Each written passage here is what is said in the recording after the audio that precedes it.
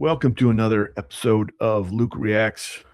This time, the infamous Tucker Carlson and Mike Huckabee throwdown. I feel like this is a little bit like, Monday morning quarterbacking. It's I'm not on the stage, so it's and I have the benefit of not being in the room, not trying to come up with all the answers. I'm not debating Tucker, I'm not debating Huckabee. And so this is my kind of reaction to this debate. Now, this debate went on a really long time. It was over 2 hours, 2 hours, I think 50 minutes or something insane like that. And so as I was preparing for this, it took me like 4 hours to, watch it and stop it and watch it and stop it, etc. So I thought I would kind of give you my take on all of this because there is so much to unpack. There's a lot of topics. They talk about, the former spy Pollard. They talk about charges of molestation. They talk about Christian Zionism. They talk about the land. They talk about the people. They talk about the death of innocent people in Gaza. All these things are kind of unpacked in a bit. Now, it starts off with a monologue. And so in this, I'm going to break it up into parts. So this is part one, and I will go for, it's really the main kind of, there's the monologue, then there's the conversation about Pollard, and then there's a conversation about whether Israel is protecting child molesters. That seems to be a major theme of Tucker's line of arguments here. And then I'll end section one. And then part two, I'll pick up with Christian Zionism and kind of follow that line for a while. And so there's a lot here. So let's get started. And well, actually, before we get started, if you don't mind liking and subscribing to this channel, it's been renamed, as you can probably see. Now, Two Hammers, named after two of my heroes, Judas the Hammer Maccabeus and Charles the Hammer Martel. One defeated the pagans, the other the Muslims. This kind of coming together of the Red-Green Alliance is the major kind of confrontation of our age. And I think Tucker has picked a side on that, but I will unpack that along the way. So without further ado, let's start this, get this going. We're about to play you an interview we did with U.S. Ambassador to Israel, Mike Huckabee, 2 days ago in Israel. In general, it's never worth talking about the backstory behind an interview. It's kind of not the point. It makes it about the interviewer, not the person being interviewed. For one thing. For another, it's not that interesting most of the time. And for another, it's kind of off the record. The other person hasn't consented to you telling the story. So in general, we don't do that. Who'd want to hear that? Let the interview speak for itself. But in this case, we want to tell you just a few things about how this interview came about, because they are pretty interesting, revealing, and now weirdly relevant, apparently. So this interview with Mike Huckabee came about a couple of weeks ago on Twitter. One of our producers showed me. He said something to the effect of, "You're talking to Middle Eastern Christians, Tucker Carlson. Maybe you should talk to me. Why don't you come do an interview?" And I paused for a minute. I thought in the past about trying to interview Mike Huckabee, whom I've known for over 30 years and worked adjacent to at Fox. And I had mixed feelings about it, mostly because it's hard if you're me to interview Mike Huckabee because of just the personal affect. Mike Huckabee is jovial, comes off as friendly. He's a grandfather. When annoyed, I can be nasty in interviews. And so it takes a lot of self-control to interview someone like Mike Huckabee, not because I hate him, but because it's hard to ask him tough questions and not come off as a jerk, which I often am. Let me just open up, since he's talking about how he comes across. The thing that drives me the most insane about how this interview comes across is Tucker's feigning of ignorance. Now, you'll see it over and over and over again, because he does this thing where it's like, "Oh, I don't know. I don't know." Well, tell me. I don't know. And he knows the things he's asking. So I just can't stand when people do that in general, but especially in this case, because like he does it in a way that kind of, it's not real. But then he then takes what somebody says and puts it back on them as if they said it. He'll say repeatedly, "You said," and he'll go on and say it, which is not actually what the person said. Now, one of the best person to ever be able to kind of manage this type of kind of let's call it journalism. It's not really journalism. Was Jordan Peterson. Jordan Peterson would never let somebody restate what he said. They would, he would throw something out, and then the journalist would say, "Well, so you're saying," and they would kind of restate what they wanted him to have said, and Jordan wouldn't fall for it. He would say no, and he would restate again what he said. Unfortunately, Huckabee does not do that here. Most of the time, he kind of lets it go, which is frustrating. But nonetheless, Tucker does come off as a jerk. Huckabee does come off as like a grandpa, which is all that is true. So, but I thought in this case, I should definitely do this for a bunch of different reasons. Mainly, the United States is moving toward a big war, a real war with Iran, a regime change war, the biggest war we've had since the invasion of Iraq in the spring of 2003. And Israel is driving that. We are doing this at the behest, at the demand of the Israeli Prime Minister Benjamin Netanyahu. So, all right, this is, again, he will bring this up multiple times. This is a regime change war. This is all happening at the behest of Bibi Netanyahu. He repeatedly kind of goes and digs at Bibi on this. He's not wrong that it is I think it's a regime change war. Perhaps, Trump and others will say it's not, but the reality is that the regime's terrible and it has now killed tons of its own people. But it would be nice if we didn't have to deal with Iran problem anymore. That would be glorious. And we'll see. I think there is, but to say that this whole thing is at the behest of the Israelis is wrong, because Iran has killed a lot of Americans. Most of the explosive IEDs that were particularly in the early days of the war in Afghanistan, the shaped charges that were developed to explode under the Humvees, and they were able to penetrate the steel under the Humvees. Those were made in Iran and for use in Afghanistan against U.S. forces. They were very involved in their fight against U.S. forces also in Iraq. Iran is a destabilizing factor around the region. They'll also get into, Iran's kind of perhaps go after Iran here and its proxies, and say that has nothing to do with the Americans don't care. Well, let me tell you, Americans might care if it was explained to them, and Tucker won't explain it to them. But let me explain it briefly, that when the Yemen was attacking ships going into the Straits of Hormuz, it was actually costing the U.S. The cost of goods was about 5% more, because shipping was having to go around the Horn of Africa rather than the Suez Canal, which has a significant impact on global prices of things. And so, yes, there was an actual cost to the Americans. It just was not articulated as coming from Yemen, because most people are not paying attention that deeply, but it does matter. So it seems like now is the time for more Americans to understand the dynamic between the U.S. and Israel and to call attention to that.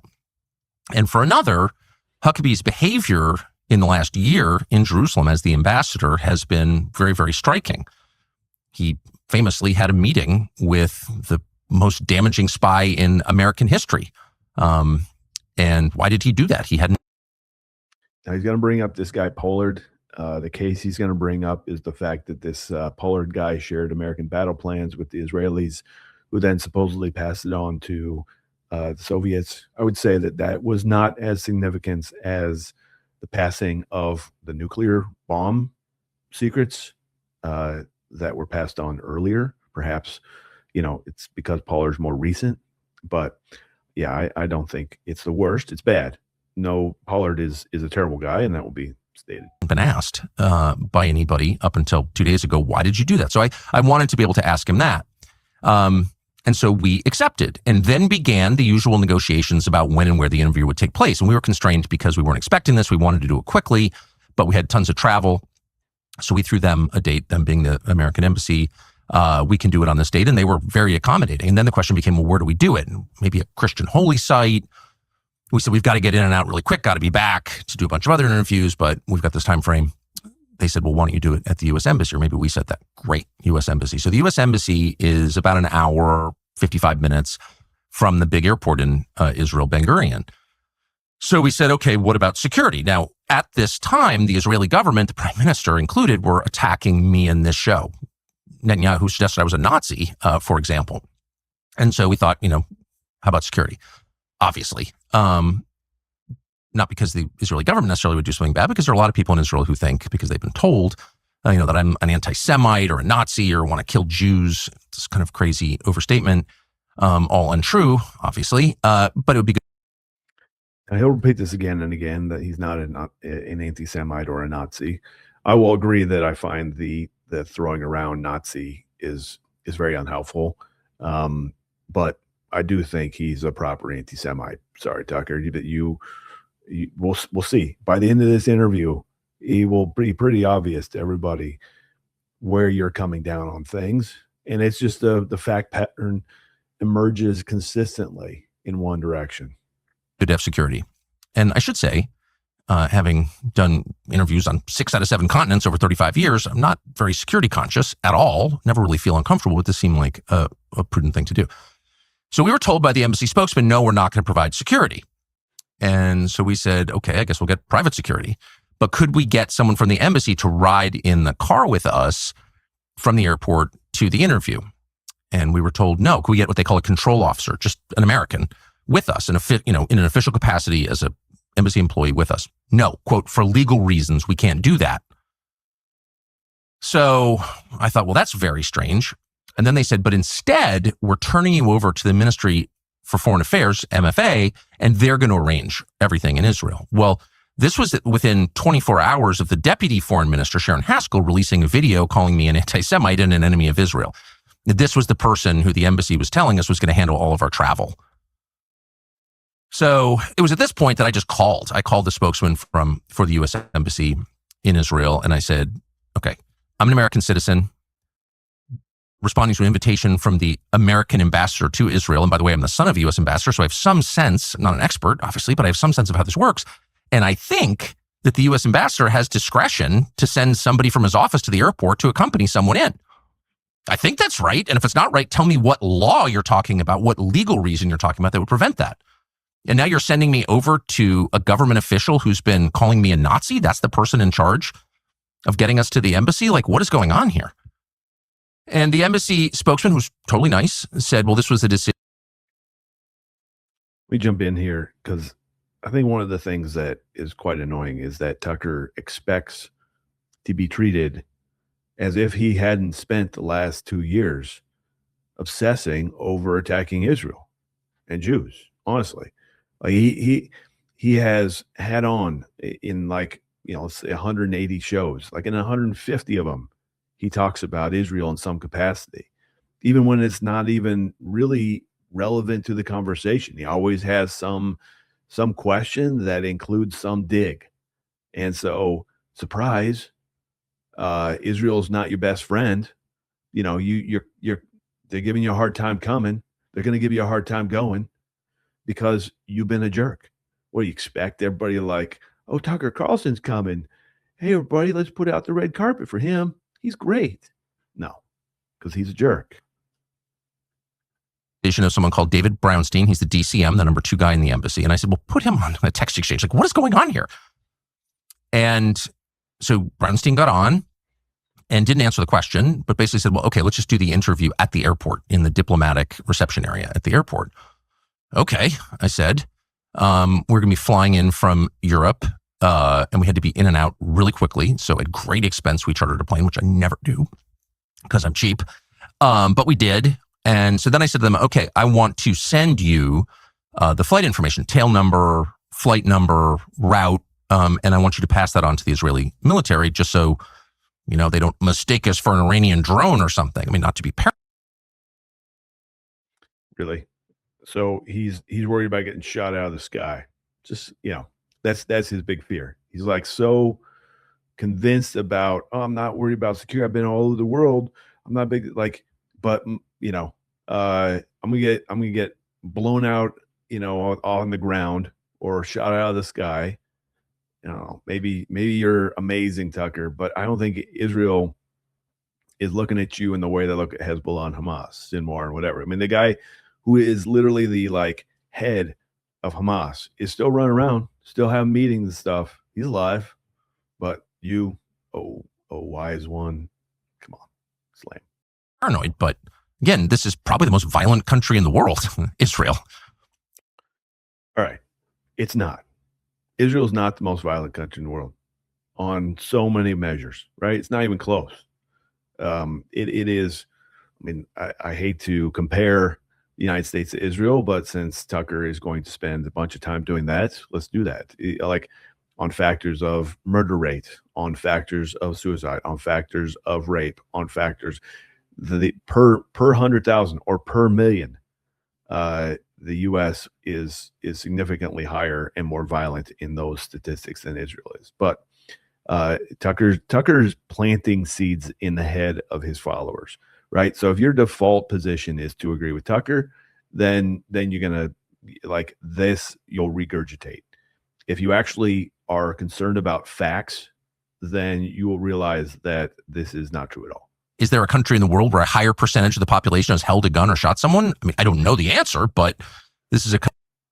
How about every country that has mandatory military service? Just asking for questions over here. Country famously waging a 7-front war with all of its neighbors. So this is also the country that bombed the USS Liberty, knowing, we know this from NSA. So if you got out your Tucker Carlson bingo card and you have USS Liberty on that card, you can now put the blotter on that card. Tucker and his crowd, this crowd of anti-Israel conspiracists, they love the USS Liberty. Actually, the only time this will be brought up, years ago when I was working at a table at AmFest, some kids came up and tried to make the argument against Israel based on the USS Liberty, and I was like, dude, wow, you are really you going old time if you are thinking like the USS Liberty is like the fulcrum of the U.S.-Israel relations. So most people don't know what even the USS Liberty is. Let me just tell you, there was an incident, a friendly fire, June 8th of 1967. Most people don't know the date. During the Six-Day War. So the Six-Day War in one of the fronts was with Egypt. And there was a U.S. signal ship, meaning it was like gathering intelligence off the coast of Egypt. There were a lot of ships that were in that area that were coming and were on their way to attack Israel or were in the process of attacking Israel. It was a war, a real war, not a 4-hour war like the kind Trump wages. It was a real war, and a plane shot the USS Liberty. Now there are different claims on how this whole thing went down. Israel always said it was an accident. They paid restitution to those who were killed and the families of the wounded, and for the rebuilding of the ship. Immediately an apology went out once it was determined that it was an accident. But it doesn't matter because this is the premier case of why do we have Israel as an ally? But don't you know the USS Liberty in 1967? Okay, it's a long time ago. We are coming on what? Are we coming on 60 years? Okay, since that happened. I mean, pull up the number of friendly fire incidences where the U.S. either did something or vice versa. Some other country that we are aligned with did something against us. The British shot one of our planes out of the sky during the Iraq War in the 90s. That's much sooner. They're an ally. There's incidences, obviously, in Afghanistan and Iraq of friendly fire incidences by allies against Americans. The other way around works too. there's a bunch of where U.S. is bombed. We killed some French, we killed some Canadians, we killed some Swedes, all in friendly fire incidences. Friendly fire is unfortunate. The other thing about U.S.'s liberty is that at the time in '67, the U.S. was not the ally that it is, in 2026. It was not excited about that war, was not supportive of this 6-day war, and there's just as much evidence to conclude that actually that ship was, because of its proximity, because of what it was doing, because of the relationship between the U.S. and Israel at the time, that it was not necessarily on our side. So who knows, right? Fog of war, that kind of thing. But USS Liberty, always on the bingo card. Hope you get bingo soon. Intercepts that it was an American ship. So don't, just send the military our flight information, and we can all just sort of know it's on the record, and we can all calm down a little bit. No, they said. The U.S. Embassy said, no, this is your flight is not a matter of concern to the Israeli military. I said, okay, now you're making me uncomfortable. Isn't the airspace of Israel the purview of the Israeli military? Aren't they in charge of maintaining the integrity of their airspace? When you fly over the country of Israel, or any country, its military keeps track of you because that's their job. So why wouldn't you send our flight information to the Israeli military? You're making me nervous. I sent this exchange. I took a screenshot of it and sent it to a bunch of people, including in the U.S. government, because I'm not a paranoid person and I'm not a jumpy person. I said, is this weird behavior? Yeah, it's really weird behavior. All of them said that. So I got pretty aggressive and just said, look, you got to do this. Okay. And they, to their credit, got back to us and said, yes, we will do that. But I just thought that was completely bizarre and menacing, by the way. Now, at the same time, and I think this is the menacing Jews, that they don't do what Tucker wants. I mean, when you fly into Israel, I guarantee somebody long before he got within the airspace, his plane would be contacted. But this is, as he reached out to his friends in the U.S. government, it's highly unusual. Relevant.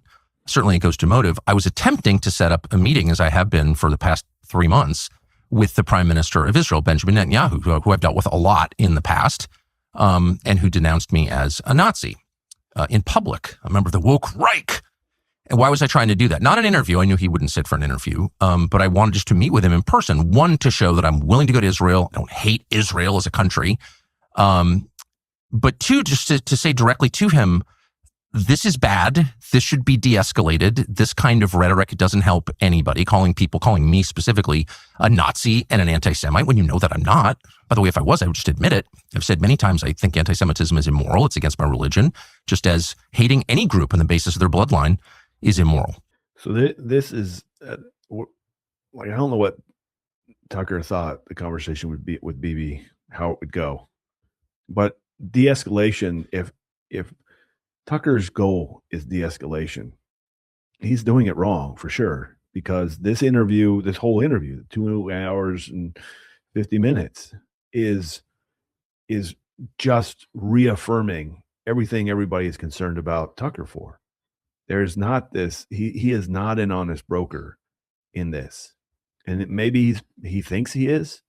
I mean, is he that delusional about his own position? It is quite a mystery to me. And so I really pushed hard for this meeting, and I called a lot of people who know him and who are in regular contact with him. In fact, I went to go see some of those people directly.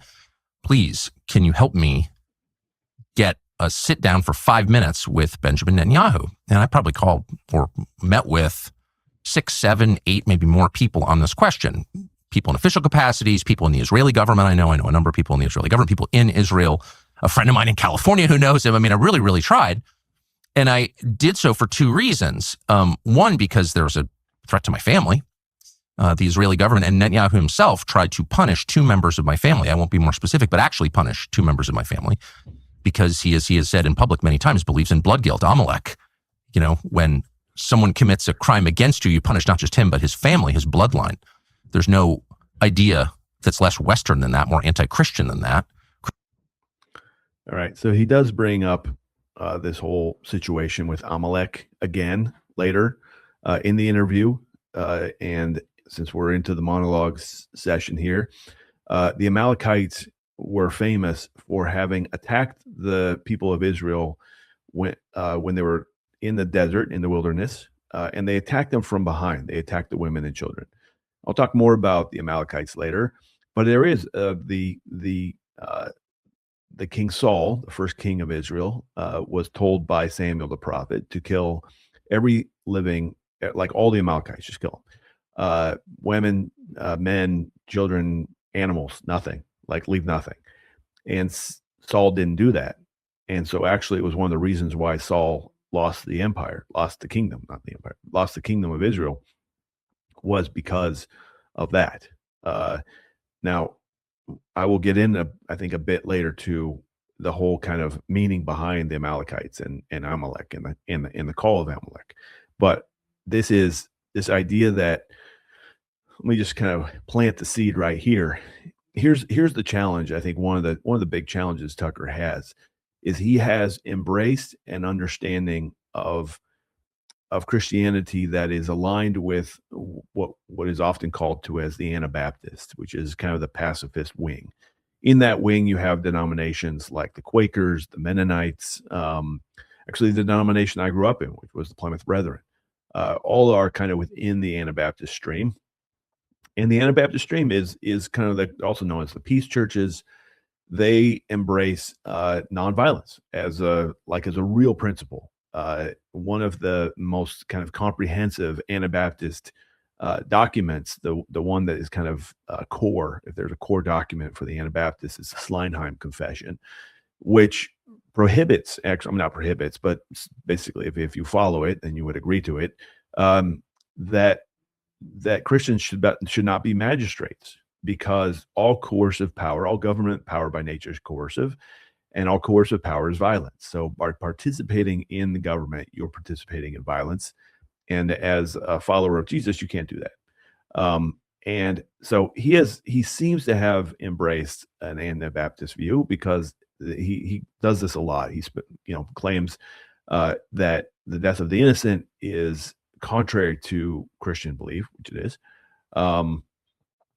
But he also, in this, you have to, as a Christian, if you believe that Jesus is God, that means that you believe that Jesus was the one that actually called for the total destruction of Amalek and the Amalekites.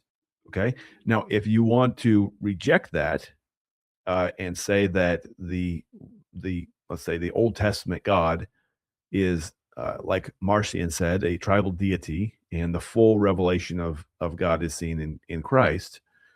Therefore, you have to reject, if you reject that Jesus as God called for the destruction of Amalek, then you have to do away with all the violence of the Old Testament and the old violence, and therefore that's how you kind of stumble into, or heartily embrace, depending on who you're talking to, the Marcion heresy, which says, like I said, that the Old Testament God is tribal deity, that we don't have to read it, we don't have to listen to it. It has no relevancy any longer to the New Testament.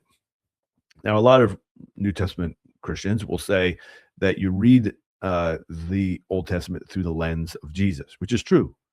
But you also have to accept that Jesus is God. Therefore, Jesus was there when all the commands to kill every living thing. I mean, it's not just the Amalekites, Jericho also, which also, etc. The conquest of Canaan was pretty violent, y'all. But Tucker is confused. He hasn't picked the lane yet, and him and I have had this conversation. Tucker and I have had this conversation, and it hasn't clicked yet, and it's obvious it still hasn't clicked yet in this conversation with Huckabee. But the Amalekite example is real, and I'll get more into it, as will he. Actually, Christians reject that. Netanyahu doesn't. That's why he's talking about Amalek, and he was going after my family, literally. So I felt very threatened by that. But moreover, I think it's bad for my country to have people using that kind of language. Round them up, bring them to the camps, gas chambers, Nazis, anti-Semitism. It scares the heck out of people. It makes people crazy and hysterical. And certainly in my case, none of that is true. I hate collective punishment. I hate attacking people on the basis of their bloodline. I hate anti-Semitism and anti-white racism and all of this, or any kind of racism, period. And I've said that a lot. So using that.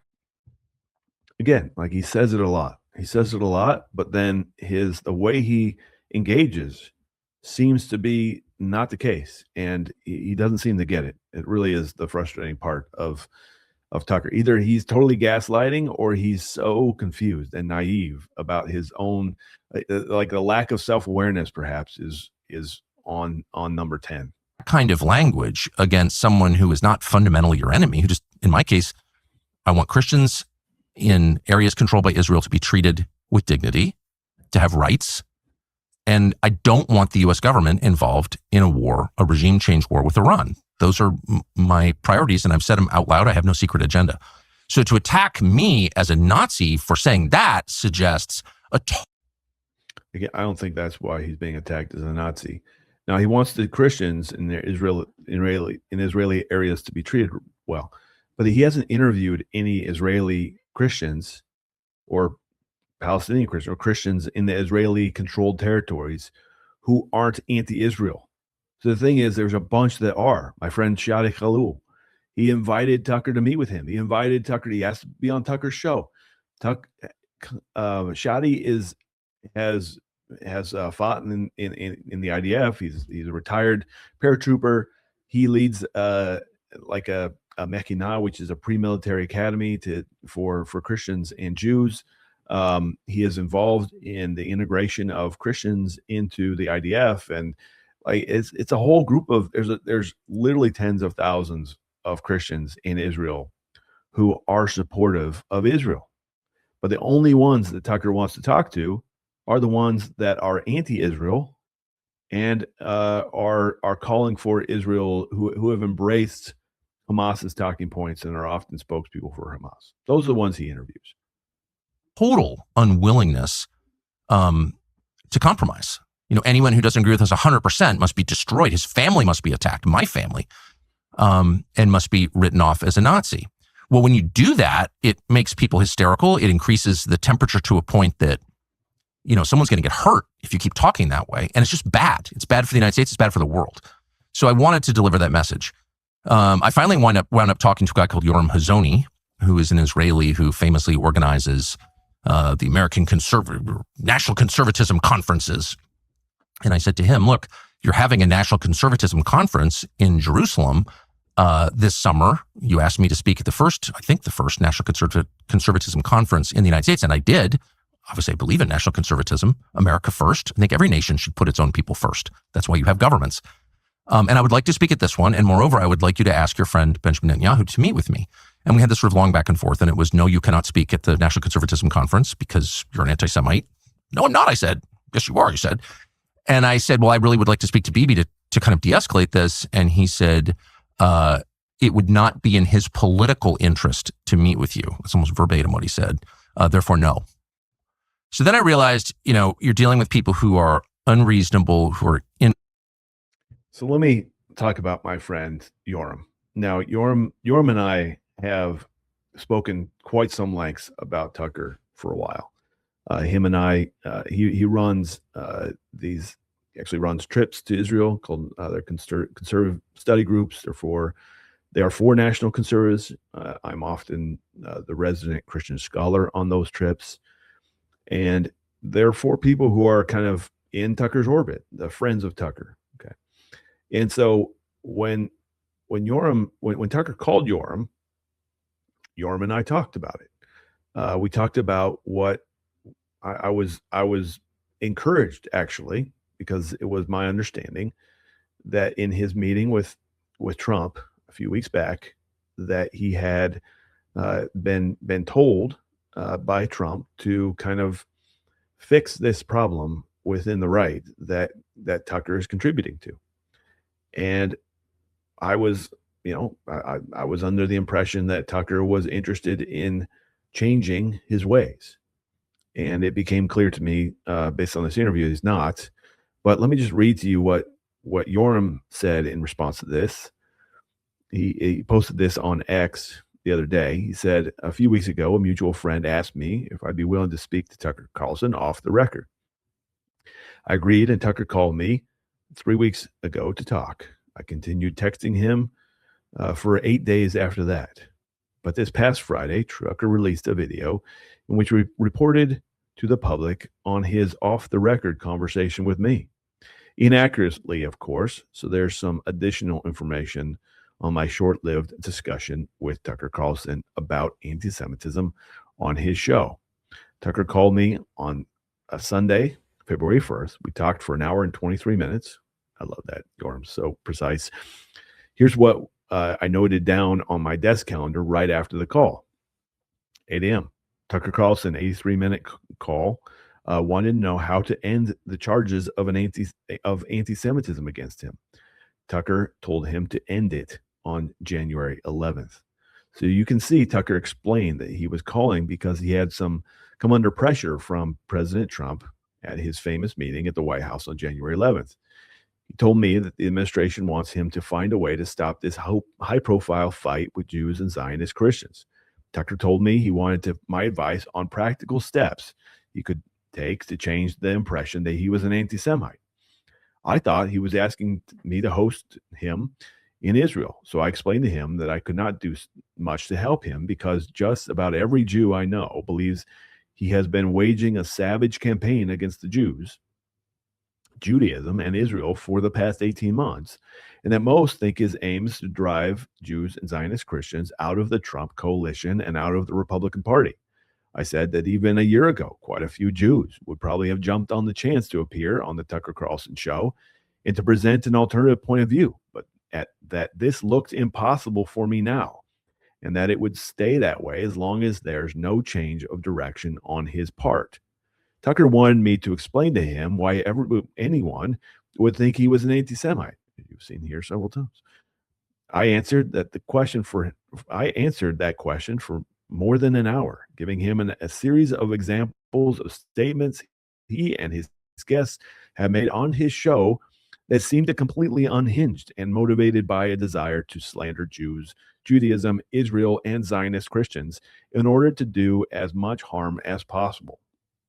He kept expressing amazement that anyone would think he was an anti-Semite and I kept giving him more examples of why I thought any fair observer would reach that conclusion if they were familiar with the relevant conversations he had hosted on his program. Goes on. The conversation ended with my agreeing to continue the discussion. I didn't feel he was open to dialing down hostility towards Jews, Judaism, Israel, and Zionist Christians constantly being expressed on his program, but also I didn't want to lose the door to possibility that pushback from the administration would eventually get him to make a change. Anyone who's been following Tucker's program in the weeks since January 11th knows that so far there hasn't been any change. On February 3rd, Tucker wrote me asking if he could speak at the first Israel National Conference, National Conservative Conference, NatCon, which is scheduled to be held June 8th through 10. I was taken aback. He would ask for something like that, given the content of our conversation 2 days earlier. But I did my best to draft a reply that would reinforce my previous description of what a great many Jews, Israeli, and Zionist Christians think of Tucker right now. Here's what I wrote him in response to his request to speak at the NetCon conference in Israel. Tucker, I appreciate the offer, but I need people to show up at this event. Realistically, Jews and Zionist Christians are not going to share a platform with you or come to hear you under the current circumstances. I'm just speaking descriptively about the situation. Much of the lineup will revolt if you join the program, and that story will blow back on you and other public figures in addition to blowing up the conference. If you want to change the situation, there are things you can do unilaterally to shift the dynamic, and I think that would be a way to move forward. I thought Tucker had finally gotten the message and that he would stop asking me for favors and instead considered how he could unilaterally change what would help people get past the impression that he was one of the leading Jew haters of our generation. But then, on February 9th, he wrote to ask me if I could set up a meeting with Prime Minister Netanyahu. I'm not sure why he thought I was the right address for the request, but I knew very well that if someone was going to contact the prime minister's office with such a misguided idea, it wasn't going to be me. Here's what I wrote in reply to his request that I arranged a meeting for him with Bibi. I don't see how, his quote, I don't see how that could happen. It doesn't serve my any interest I'm aware of, and it could only damage him, end quote. This is a perfectly honest answer, and Tucker could have thanked me for giving him an honest assessment of the situation that he has created. But Tucker wasn't happy with it. He typed an agitated little speech into his phone to indicate that our conversation had come to an end. On February 20th, Tucker released a peevish summary of our contacts between us as part of a wild video in which he suggests that Israel might be trying to kill him and his family. That's the story.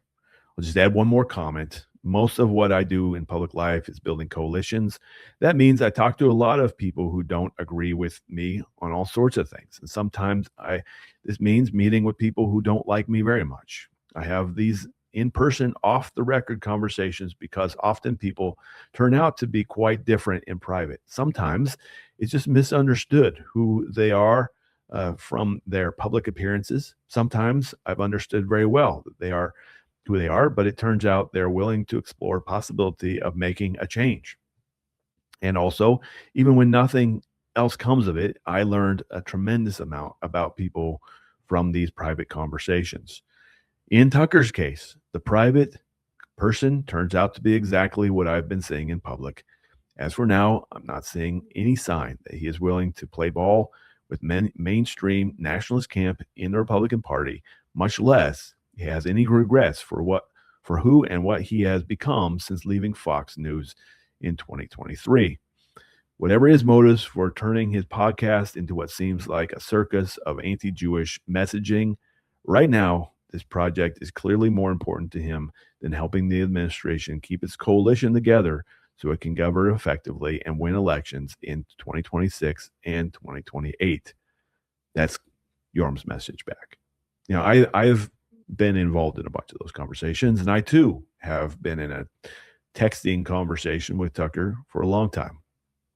And I've encountered the same kind of response. And I was after this conversation with Yorm and Tucker, I thought, oh my gosh, well, what if Tucker wants to change his stripe? What if he wants to move in a new direction?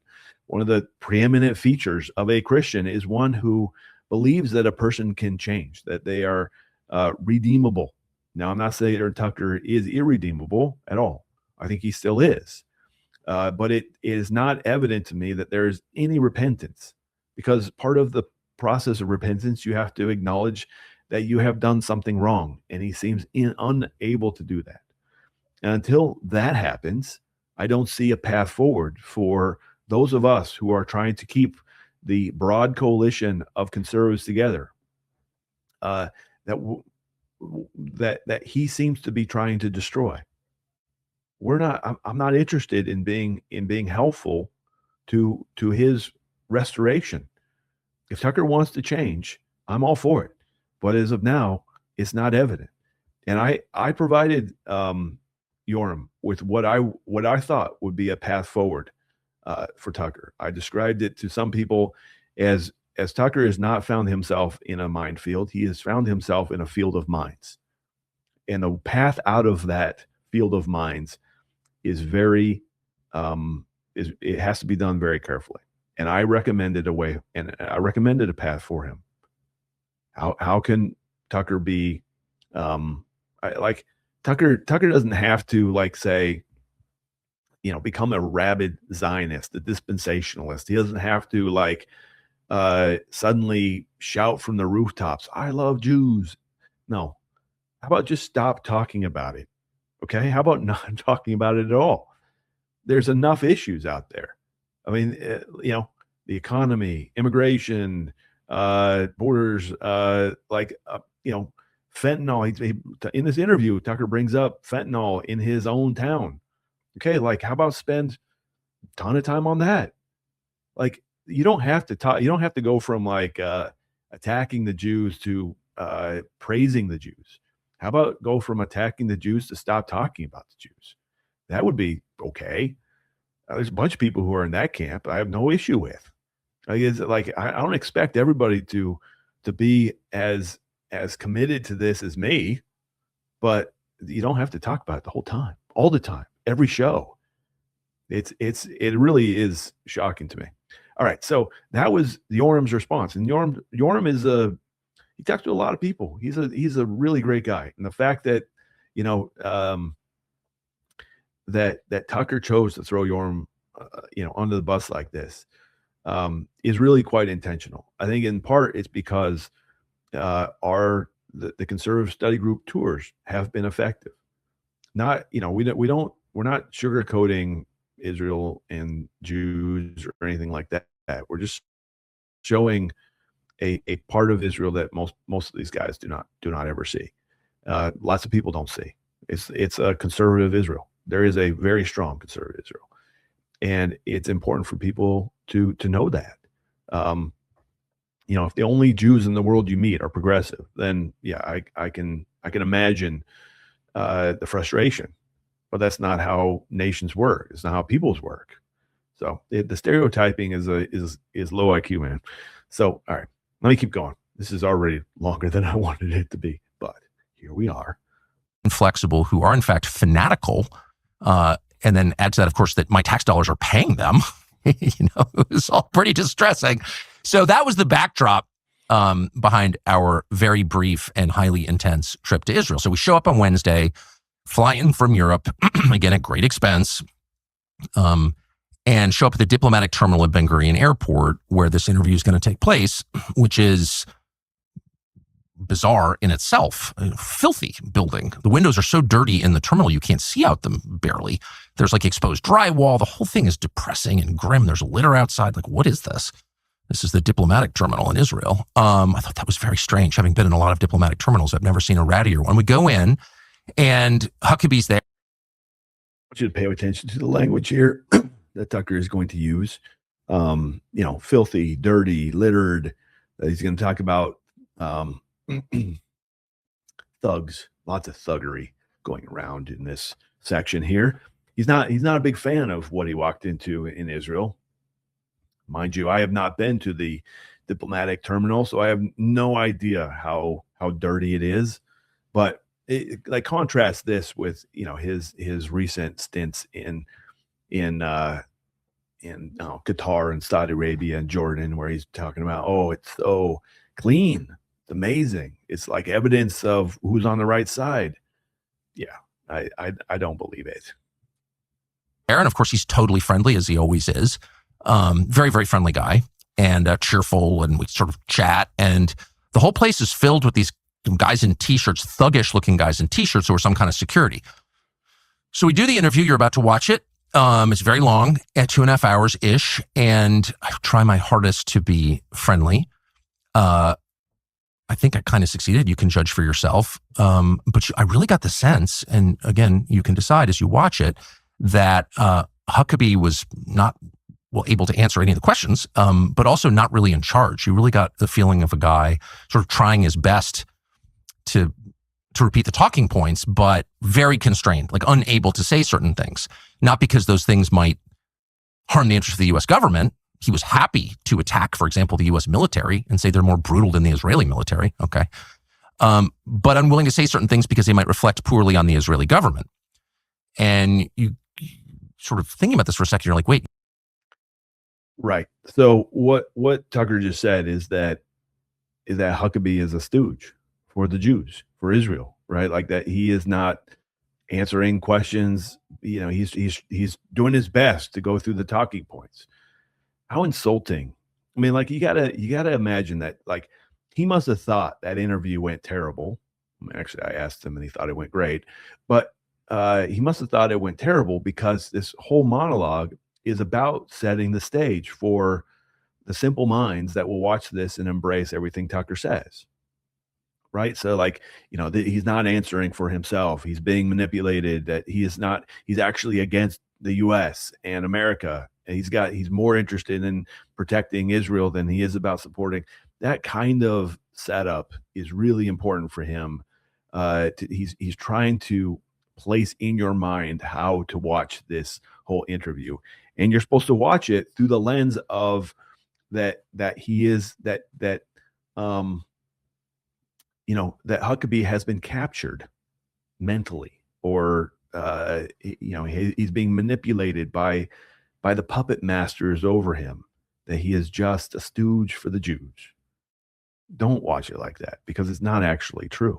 I mean, it's not, but it is despicable, mind you, that this is how, on one hand, uh, Tucker's like, I'm not an anti-Semite. On the other side, he literally is saying, oh, Huckabee is just a puppet. Okay. You're the U.S. ambassador. You're our representative to a foreign country. Why is your red line criticism of that country? Shouldn't you be representing us? And it was very obvious he was representing the Israelis. Obvious. And again, you can judge for yourself. But anyway, so we do this interview. It was cordial. One of the things that Huckabee says, and it's true, I'm going to state this early, is that there are 80 million evangelicals that support Israel and Jewish people. So I consider myself an American. I do, and I consider myself. I have as much stake in the interests of America as Tucker does. My family does. My people I know do.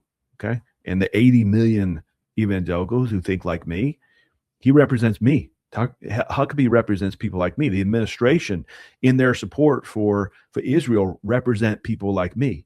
Listen, there are more people like me than there are people like you, Tucker. Than there are. I mean, name the constituent groups out there. Okay, there's more. There's more of us than there are LGBTQ. How's that a group that has influence? Or I don't know, various racial groups in America. Okay, like there's a lot of us, and when the U.S. is representing and is sees the interests of the United States and the interests of Israel align, they are representing people like me, and we are the majority.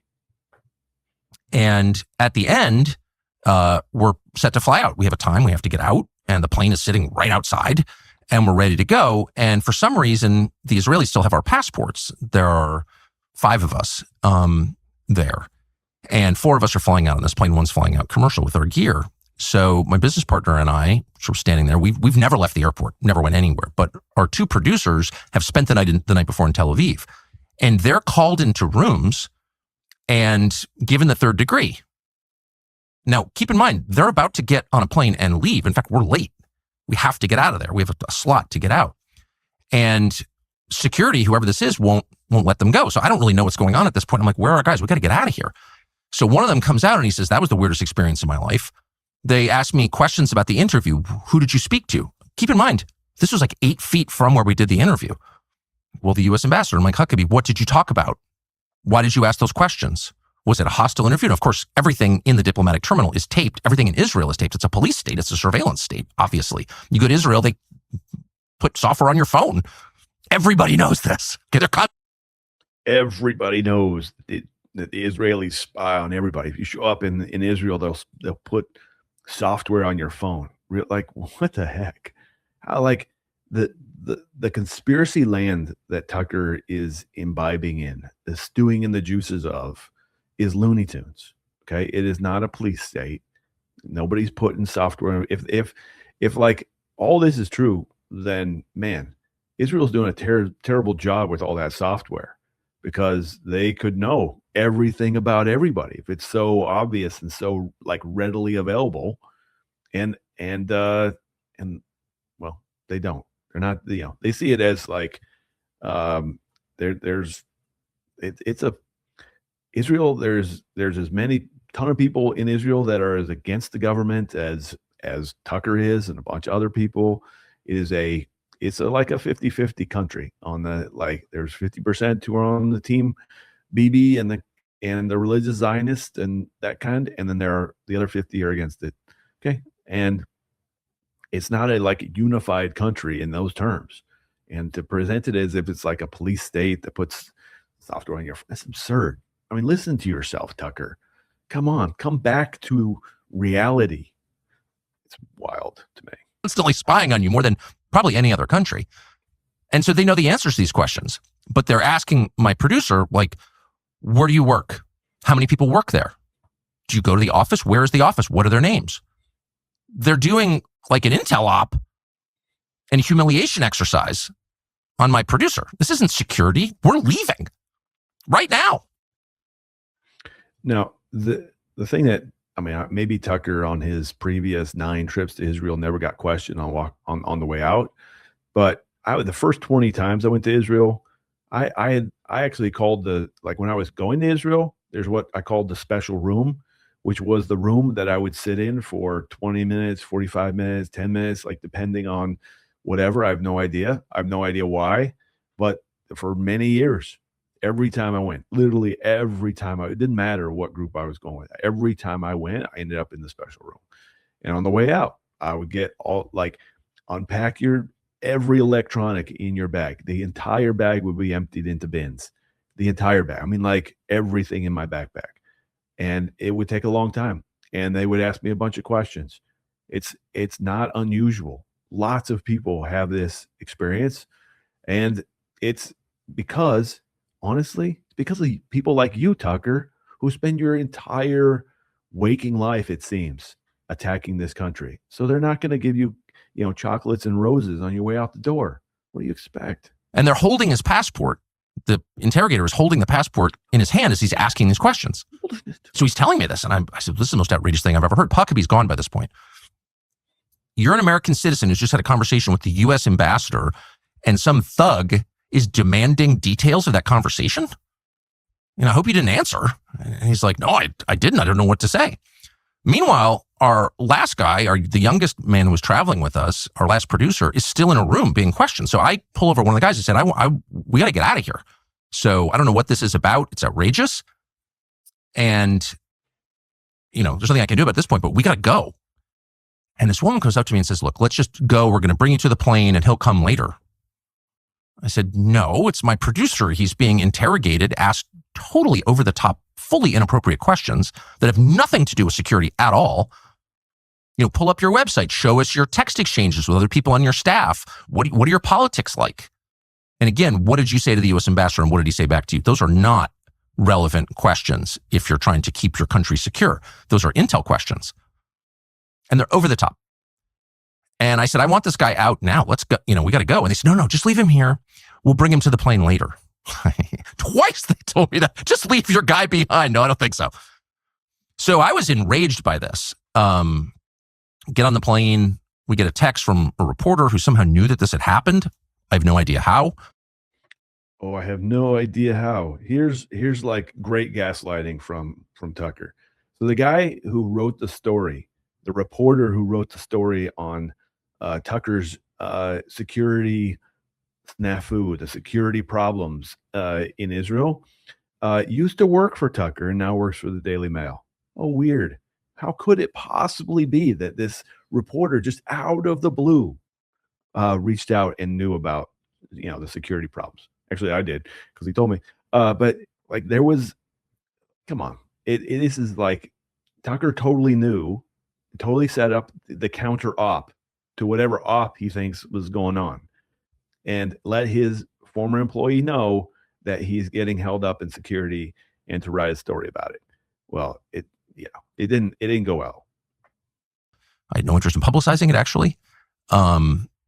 There was, a long trail that showed that the U.S. Embassy had been coordinating against us in a public relations battle before we even got there. They were leaking that we demanded to do it at the airport because we were afraid to go into Israel. We're cowards. Okay, we're cowards. Right. And so I just said to the reporter by text, they pulled my guys into a room, interrogating them. This is outrageous, et cetera, et cetera, et cetera. The interesting thing is I never heard from Huckabee or anybody to this moment from the U.S. Embassy about what security did to my producers. They didn't ask us. And instead, Huckabee went out and called me a liar. So it raises, again, the question, who exactly is Huckabee working for? We're American citizens in a foreign country. He's our ambassador. He represents our country. We pay his salary, but he's taking the side of the foreign government without even calling to say, hey, what happened to you at the airport? If the ambassador was expected to call and talk to everybody who had ever had a hard time leaving Israel and being asked a bunch of extra security questions, he would never get anything done. There would be no other job, because literally, I mean, the great thing about, Tucker's, boohoo going out of Israel was the thread that followed on X was just this steady stream of the number of people who gave experiences, who are like Jews and Americans who have been advocates, Zionists, et cetera, et cetera. I've said it. I've taken something in the range of 60 different delegations to Israel, and I can tell you just about every single one, someone is delayed for a lengthy bit of time, to the point where, like, the plane won't leave without them, but it is late. That kind of stuff. Okay. This is not unusual. This is Tucker, again, setting up the perception of this interview of Huckabee for his low IQ followers, okay, who are going to regurgitate this stuff and say, whose side is he really on? He's on the side of the Jews. He's on the side of Israel. That's the op here. Okay. The op that he's going to call all his buddies. He's going to call this woman who supposedly doesn't know, who's going to rally his followers, his troops, his WhatsApp group and Signal group to say, let's nail Huckabee now. Let's get him fired. Let's force his resignation. Let's try and, make them all look bad. He's not a representative of the American interests, right? Because Tucker and his cronies are. Did you get hassled? Did your guys get hassled? No. He just immediately repeats their lies without even consulting us. So, what are we looking at here? We're looking at the reality, which is, if you're an American in Israel, you can be certain that your government will take the side of the Israeli government and not your side.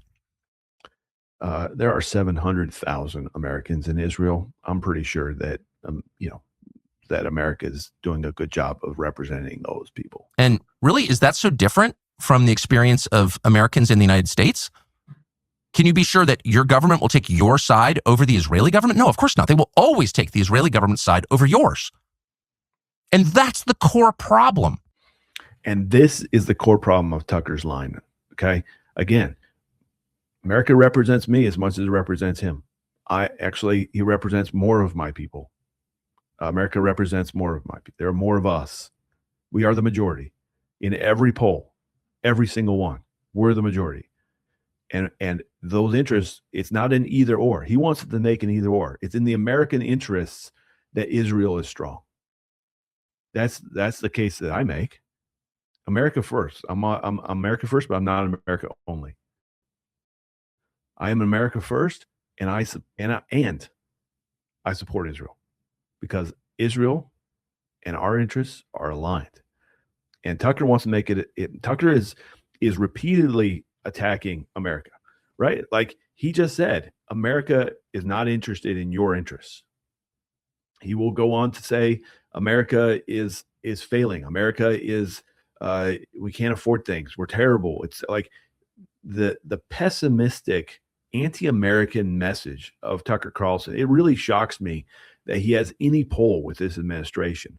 When the administration is trying to get on message, for the midterms about the economy, how everything's turning the corner and we're doing so much better than we were under Biden, and is trying to sell an optimistic message. And what is the message that Tucker repeatedly sells? Him and the rest of the crew, him and Nick and all the haters, is this anti-American message that is so pessimistic. I mean, he just said that the U.S. will take the interests of Israel over the interests of Americans. That is not true, and that is not like a pro-America message. It's not. Even if you support a war with Iran. I think the most pressing issue for Americans is that we kill the Ayatollah or whatever. You still have a fair expectation that your government, because it is yours, you pay for it, it exists to serve you, and for no other reason, you have an expectation that your government will take your side against a foreign government. But the daily lived reality, the obvious truth, visible to every single American, is that's the opposite of reality. In fact, if you criticize Israel in your country, your government will work to censor you. If there's a standoff between you and Bibi, you know whose side your government's going to take, Bibi's side. That is not sustainable. Yeah, I would agree. That is not sustainable because it's wrong. And it's such a negative message. It is toxic. And it is the whole case that Tucker is consistently making since he left Fox, especially. Like it is so anti-American consistently. And so it seems to me very interesting to me that when Israel is like, he brings up Israel as like that the U.S. is prioritizing Israel's interests, but when the blackout happened in Iran a few weeks back, where people were protesting against the Ayatollah, they're like so sick of radical Islam ruling their lives that Iran did a internet blackout all the country. And what did the Iranians play? The Islamist regime of Iran play on national TV? Interviews with Tucker Carlson. That's what they played. There's tons of interviews happening right now all over the Middle East of Tucker. Tucker is the darling of the Islamists. He is, why? Because he is a main figure in undermining American interests in the Middle East, where American interests collide. He's taken the side of the Islamists consistently. Now you got to ask yourself, and who benefits the most from a divided conservative party, conservative movement?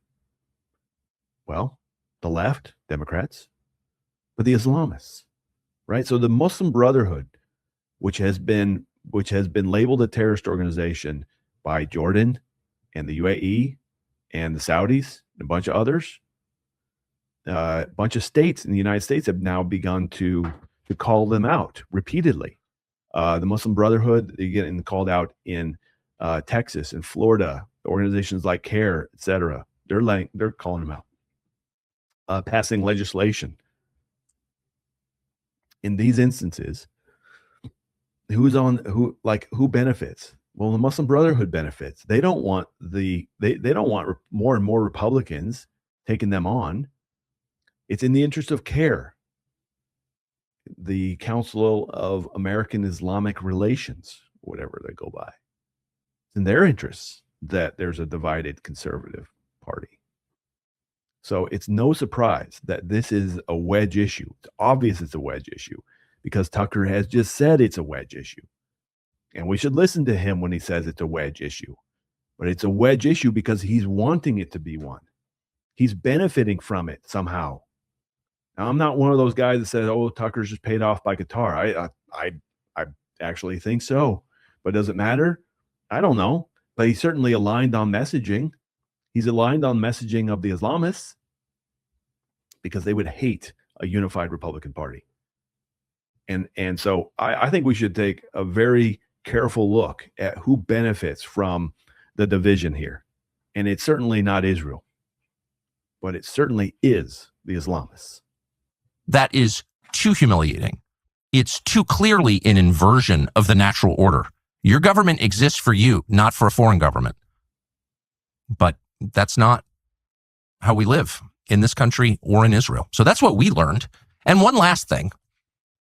The Israelis apparently probably with the help of Mike Huckabee, went to the surveillance tape inside the diplomatic terminal and pulled some clip. And they're, of course, getting all their little bots online to promote it of me with my arm around somebody to show that actually I'm lying about what happened. That person was our driver who drove us from the plane to the terminal, a short drive. Very nice guy, good guy, Israeli guy. And right when we arrived, and he said, "Could I get a picture?" Of course. He's a nice man. So I just put my arm around him, took a picture. That's what that is. That was before the interview. It was before our producers were hassled by the thugs and asked ridiculous questions. It was before any of this happened. So that's just another installment of the propaganda war. Thought we'd give you the backstory on that. So with that, here is our interview with Ambassador Mike Huckabee. I hope it's informative. Ambassador, thank you very much for having us, for inviting me. I was grateful to be invited. Well, thank you. I was grateful because I don't like all the name calling. I've engaged in some of it. I want to apologize for that. In general, I don't think people should be going immediately to motive, calling each other Nazis or anti-Semites. I said I hate the Christian Zionists. I lost control of myself. Of course, I don't. I've apologized for that. I have problems with my anger, and so I just want to apologize to you since you are a Christian Zionist. You and I have known each other for over 30 years. Over 30 years. That is totally true. Back when you were in Little Rock. So yes, the newspaper. That's why I wanted us to have a conversation, talk to each other and not about each other. And I appreciate very much your coming here to. Of course. And I'm only staying a couple hours, unfortunately, because I kind of shoehorned this in, but I hope that I will be back soon. And I hope that I can come back soon because I actually like, despite what you may hear, I actually like the country. I've been here a lot. And there are a lot of things I love about it. And I want to talk to people in it for like a week. Good. And get a better sense of it. So I want to ask you, everyone I've talked to in preparation for this has said the same thing. Jonathan Pollard, I'm just going to throw the name to you and have you explain. No, I'm glad you asked. Of course. Interestingly, there's been a lot of things about it. You're the first person who has asked me about it, which I find amazing. So I'm glad you did. Really? Yeah, the very first person. Well, it's better to hear it. Sure. I met Jonathan Pollard 2 times. Once I was making a speech in Jerusalem. This has been a few years ago. His wife was still alive at the time. And he was there. And someone introduced me to him and his wife. I said hello to them. That was it. Hi. Nice to meet Esther, his wife. And that was it. I went and made my speech and I left. Later, his wife passed away here in Israel. And I sent him a note and just said, I'm sorry to hear about your wife. I remember meeting her at the hotel and sorry to hear it. He then asked, could he come and see me? He wanted to come and thank me for being kind to him. He came to the embassy. I think we met for maybe 30 minutes. We had a nice, pleasant visit.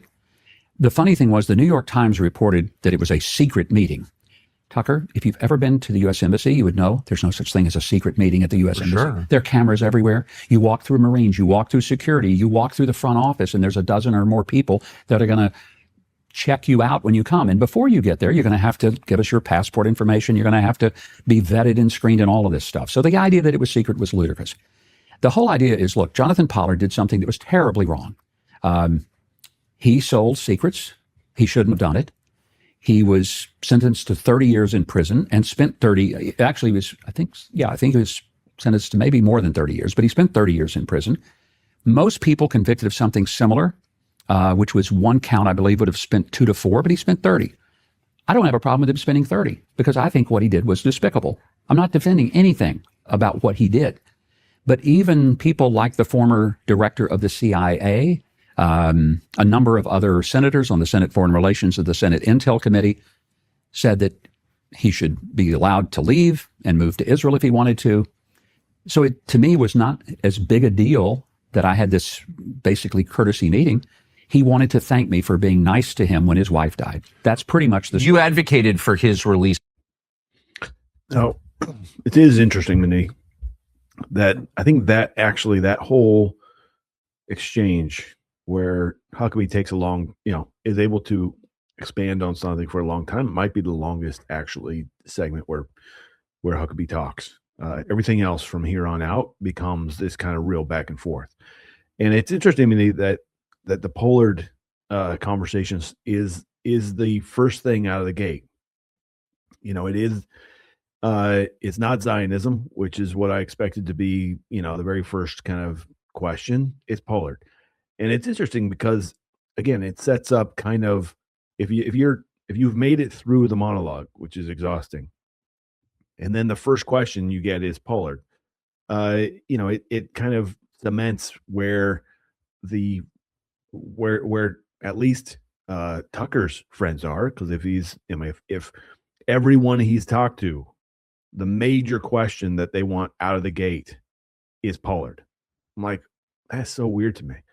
And it's kind of simultaneously weird because when I was talking with a bunch of Jews who were kind of talking about how they thought the what were going to be Tucker's talking points, they also spent an enormous amount of time talking about how they thought it would be Pollard. And I was of the mind, why is that even relevant to anything?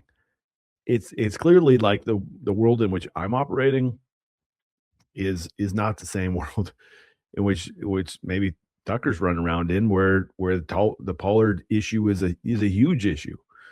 But it is on brand for this idea that that Israel is not a good ally of the United States, which is let's call it in like a major theme of this, right? Tucker's already laid out that he thinks that America does the bidding of Israel, and it does whatever Israel wants us to do. That you're unable to criticize Bibi Netanyahu without being, without the government coming at you. Now, people might come at you, depends on the criticism, but the government, come on. But you do get this: Israel is not in the interest of America. Israel has nefarious purposes, and that comes out here, right? It's the U.S.'s liberties and the same thing. Israel attacked a U.S. Ship and killed a bunch of sailors, and here it is. You have the ambassador meeting with a traitor to America. All this is par for the course, really. It's when you ran for, I remember it, in 2011, long before he had served 30 years. And I agree with you that there are a lot of people languishing in prison, in our country and in this country, many countries, for longer periods than they deserve. And I think it's a Christian impulse to want to see them free. But this was the greatest traitor in modern American history who sold our battle plans against the Soviet Union, our main enemy in the Cold War, to the Israeli government, which, according to our Reagan CIA director, Bill Casey, then gave them to the Soviet Union. So this was the most profound betrayal of the United States in my lifetime. Why advocate for that guy's release before he serves his full sentence? If that were the case in 2011, it would have been because I had a number of friends that suggested that he had more than served time, and he didn't want to live in the U.S. anymore. He wanted to live in Israel. And but my association with him, again, I had never met him until I met him in Jerusalem at a hotel. That was the first time I had ever encountered him. I'm friends with a million bad people, or I've talked to a million bad people. I'm sitting here with you. Right. I mean, come on. She's the same with tax collectors. So I trust me, do not judge people who are friends or know or enjoy the company of immoral people, because it's not an endorsement of their immoral behavior. Pollard is different. I think once you become U.S. ambassador, the representative of the president of the United States in the United States of America in a foreign country, and then you invite not only the most damaging betrayer in our lifetimes, but also a guy who continues to advocate for betrayal. So he gave an interview, as I know you know, in 2021 to Israeli media, in which he said, I would encourage Jewish Americans with security clearances to spy for Mossad against their own country, the United States, because, and I'm pretty much quoting him, all Jews should have dual loyalty. Mm-hmm. That's not repentance. That's not someone who feels bad about what he did. That's someone who's encouraging American Jews to betray their country. That's pretty heavy, don't you think? Oh, I do. And I disagree with that wholeheartedly. I think, let's remember, it was President Trump who probably facilitated his departure. And I'm certainly supportive of President Trump. I think you are. And Pollard's not. He called him a madman after your meeting. That's why I say Pollard is not, for me, the real issue. It was the fact that he did something that was despicable. I'm not denying that. Of course he did. And he paid dearly for it, 30 years in prison, and he should have. That's what he should have done. No question about that. Why meet with him in the U.S. Embassy? Your colleagues said they were shocked. They said... Who were the colleagues that said they were shocked? Quoted on Background in the New York Times. I think the meeting was in August. This would all be fake. That's why I'm asking you. Well, right. I love how Tucker suddenly bringing on the New York Times as a expert in this case. As Huckabee has already said, they claimed it was a secret meeting, which it's not. Everybody kind of knew it happened. I don't, to the broader point, I have no idea why, if this guy is as despicable and as much of a traitor as is claimed, why anybody advocated for his early release or anything like that. I know nothing substantial about this case, and I was actually quite surprised that it becomes the opening line here. But it is you can see the tone. The tone is in the direction of Israel is not our ally. That is a theme. It keeps running, and it's going to run here more. Oh, the same New York Times said it was a secret meeting. And I'm telling you, there's no such thing as a secret meeting in the U.S. Embassy. Do you see why the U.S. ambassador hosting a convicted betrayer of his own country who's encouraging Americans to continue to betray their country would seem shocking?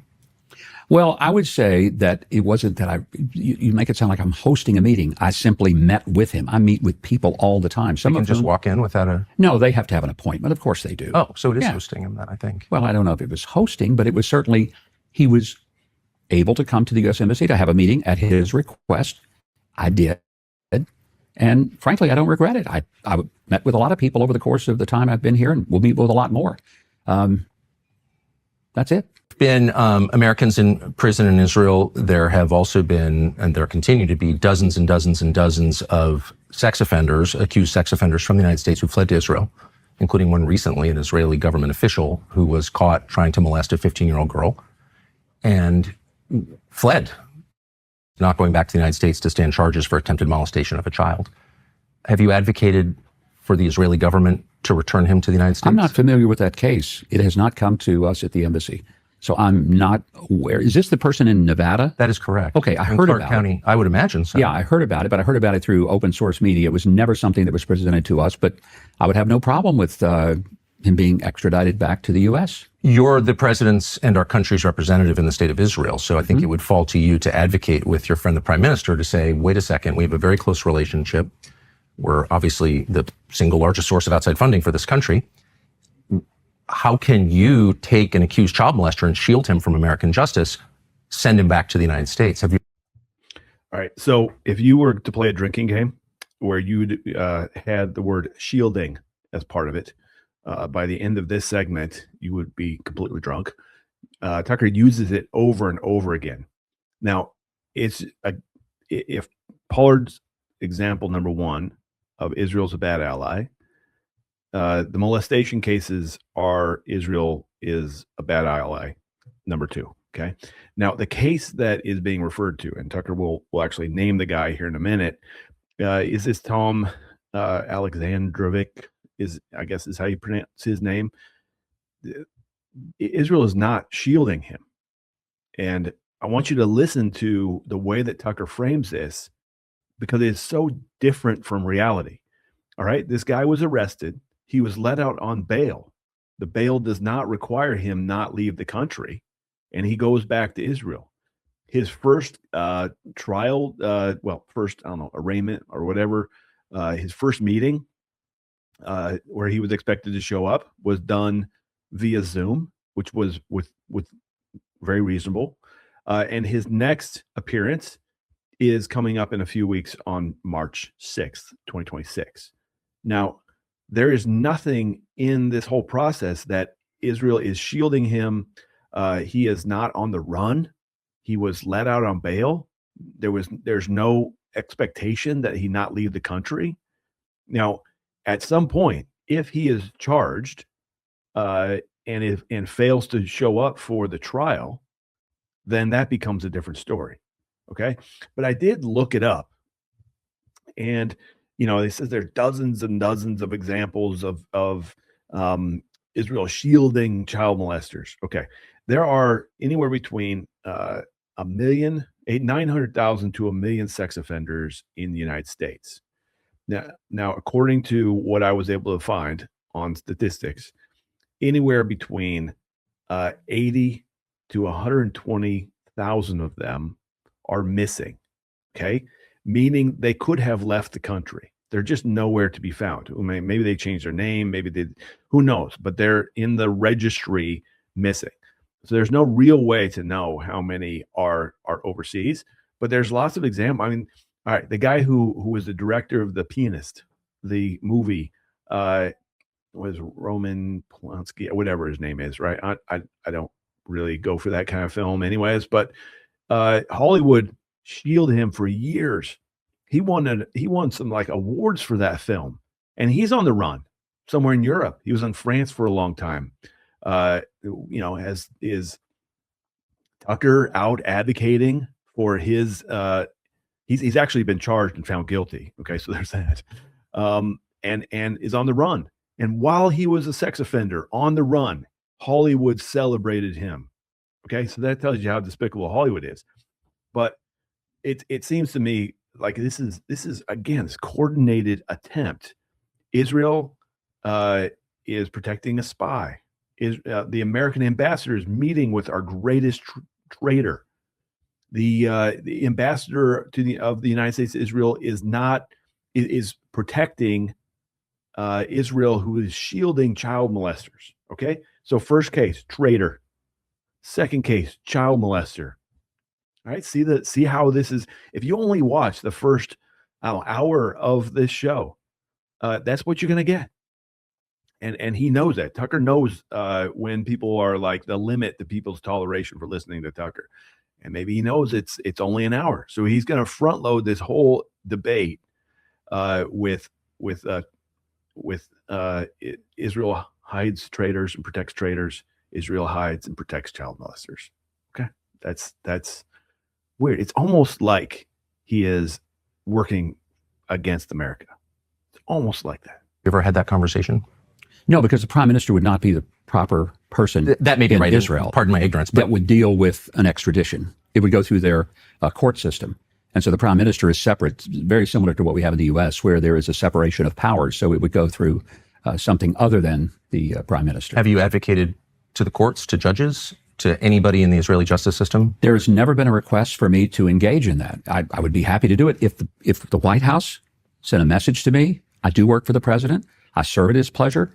If anyone at the White House were to say to me, would you please go and make a case for it? But probably if that were to happen, it wouldn't come through the embassy as much as it would likely come from the Department of Justice at the U.S. in D.C. They would make the request. They might involve us, but they very likely would not. Does it seem strange to you that people accused of child molestation in the United States are allowed to have refuge within the borders of our closest ally? How that doesn't make sense to me. Well, I would say that if you've molested. Okay. That whole it doesn't make sense to me. That like feigning ignorance, like I'm just trying to figure it out, man, is so lame. It's such a, man, it really gets under my skin. I can't tell you. But yeah, he knows, like if he's looked up this case at all, like he knows the guy's name. So he knows that the guy is not, has not been on trial yet, or even called to be on trial yet. There's no point that like we haven't crossed the threshold for extradition. There's nothing for him to be extradited for, and it's a state issue. It's not been a federal issue. So it's all this again is a setup. This is an op, folks. This is an op.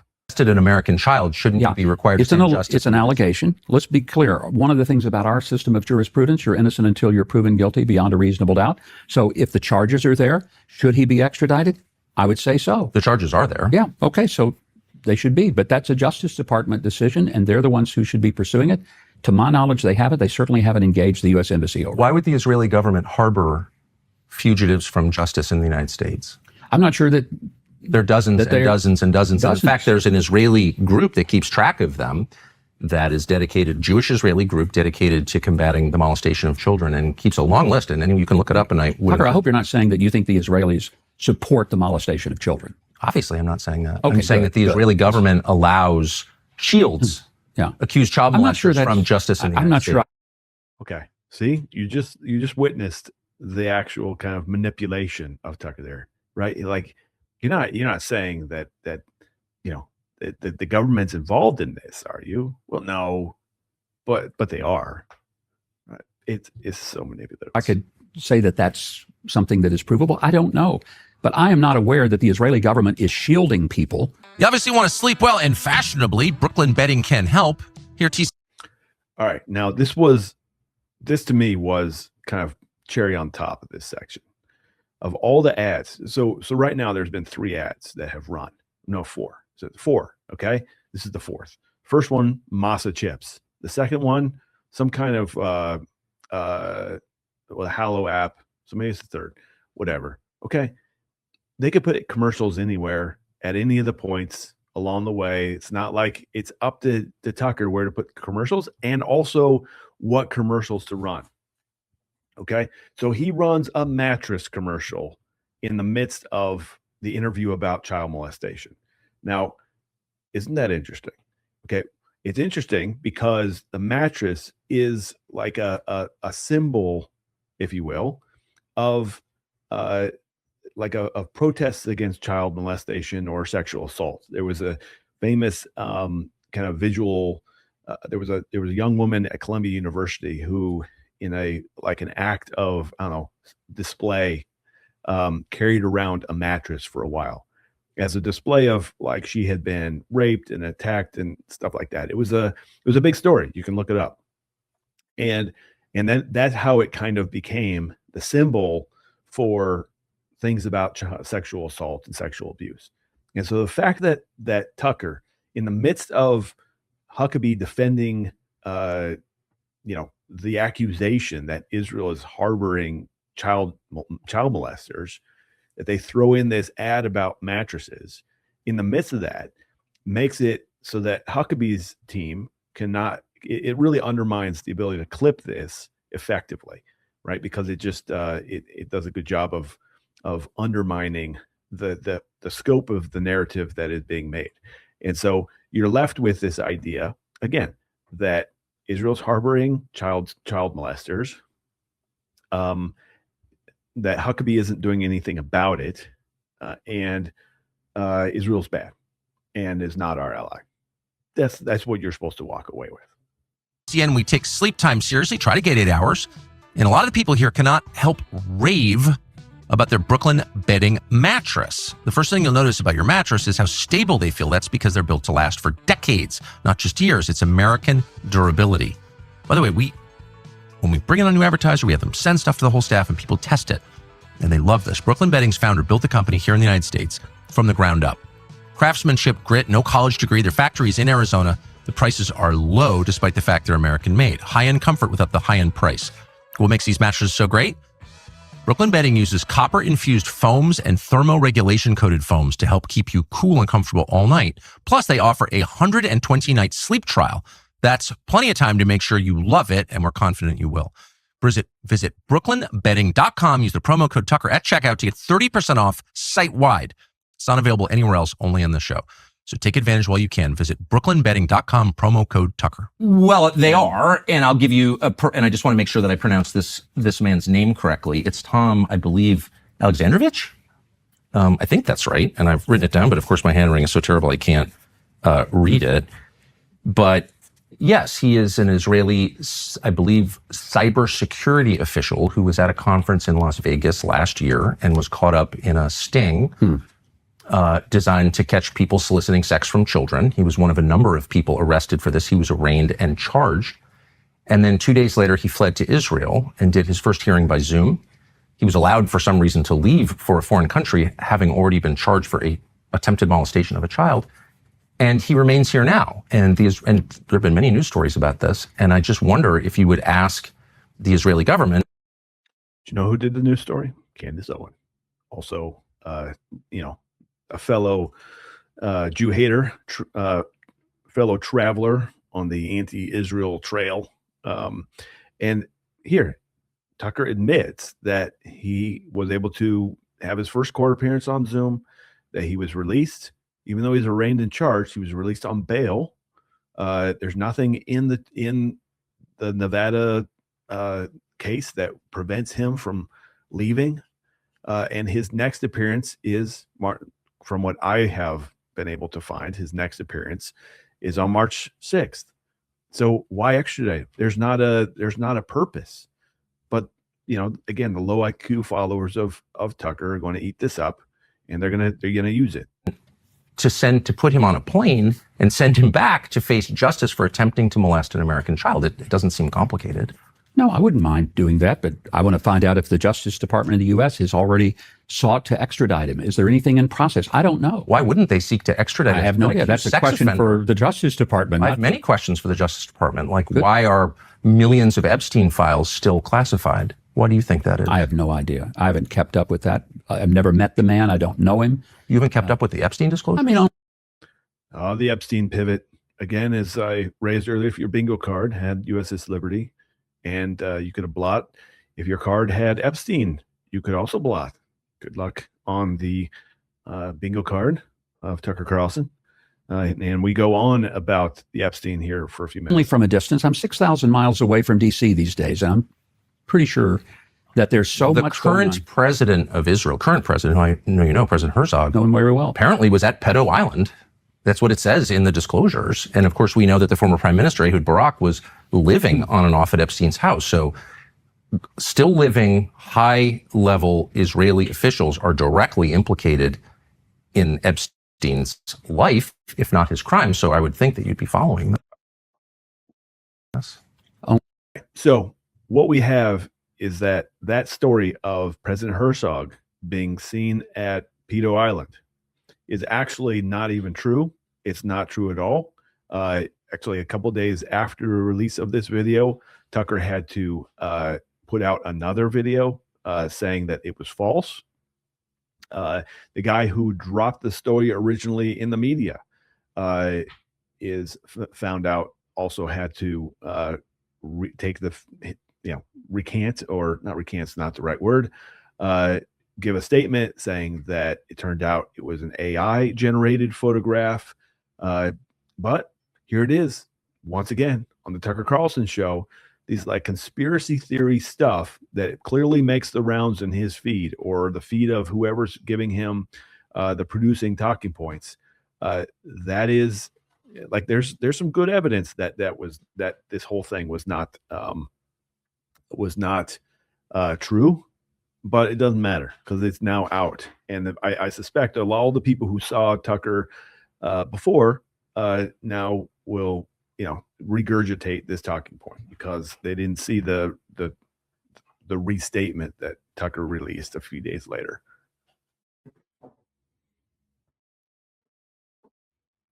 I was not aware that there was any connection with President Herzog. I would be surprised to hear that. I knew there was about the former prime minister, who apparently had a lot of dealings with Epstein. Business dealings. And by the way, I'm not alleging anything, but I mean, it's in the Epstein files. And I don't know that I've heard the current president of Israel respond to it, but he is listed as a visitor to Pedo Island. So that's kind of a big deal. I wonder, considering there are so many suggestions in the files, as I'm sure you know, of sexual abuse, and given that Jeffrey Epstein was a convicted sex offender, I wonder why the administration you work for would be holding millions of files, which I believe belong to the public, hidden for, quote, national security reasons. What would those national security reasons be, do you think? Honestly, I think you've probably got more access to the White House sometimes than I do. You should ask them. I love that line because it's so true, right? When was the last time you saw Tucker going and knocking on the door of the administration and calling his pal Trump to release whatever? Now, they have released 3.5 million files. So when Tucker asks, Huckabee, well, why didn't you read them? 3.5 million? And the big case that he is making here isn't even one of them. It's totally made up. It's an AI thing, right? Well, that's my issue with the whole Epstein case, is that the Biden administration had all the files for 4 years and they sat on them. Okay. And they didn't do it. You think that if they didn't have dirt on a bunch of people, they wouldn't have, dropped those out of the Epstein files? But now here we are where it's the big news on, most of the liberal news channels is Epstein. And the fact that then there's this, the AI tech has become so much more sophisticated that it does like bias confirmation almost. You can find out just about anything. I got a friend who's posted recently about how Epstein's, the guy installing his home security was also happened to be an Israeli who installed the home security system for Ehud Barak. Okay. And therefore, that's evidence that Epstein was a Mossad guy. Really? Or how about maybe he just happened to run a home security company? There's a bunch of, like, you live in New York, like, there's like Polish guys who are running companies and Russian guys who are running companies, Ukrainian guys running companies, Spanish guys. Like, every country in the world is in New York running companies. And like, oh, but this is like somehow evidence. And has Tucker read 3.5 million emails, or is he leaving it up to the scum that provides him with his talking points? I wonder. Well, but you're the government official representing that White House in Israel. And I represent the U.S. in Israel to the Israeli government from the U.S. government. But honestly, nobody has presented that to us. Well, now we that have you a know pretty that dynamic situation here. I don't know if you know that or not, but there's a lot going on in this part of the world. And frankly, that has not been top line item. But you're surprised to hear that the current president of Israel, whom you know, is listed as a visitor to Pedo Island. Had never heard that. Never heard it even in the Israeli press. Are you going to ask him next time you see him? I'll be happy to. Talk to him almost every week.